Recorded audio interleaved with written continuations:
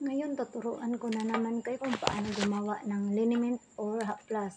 Kukuha lang tayo ng kahit anong gusto nating herbal plants, mga may, yan ganito gupit-gupitin lang natin. Kahit ano, sambong, kalabo, luya, yun ang ginagamit ko.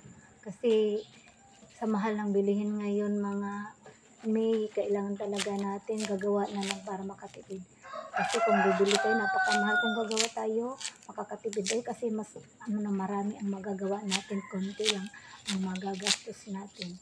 Yan, gupit-gupitin natin. At itong dami na to, lalagyan ko lang ito ng 2 litrong oil. Kahit anong oil pwede natin gamitin. Pero ako kasi binibinta ko, binibinigusyo ko kasi ito. Kaya ang gamit ko dito, mineral oil. So, ganito lang karami. Lagyan ko ng 2 litrong mineral oil at isasalang sa apoy. Dahan-dahan lang para hindi aapaw.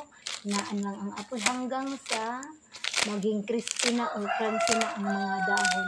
Nasangkap na ito saka natin aahonin sa apoy at palalamigin. Pag medyo malamig na, lalagyan natin ng camphor crystals at menthol crystals. So, sa 2 litrong oil po, lalagyan natin ng 100 grams na camphor crystals at 100 grams na menthol crystals. Yan, itutunaw natin sa ating ginawang liniment.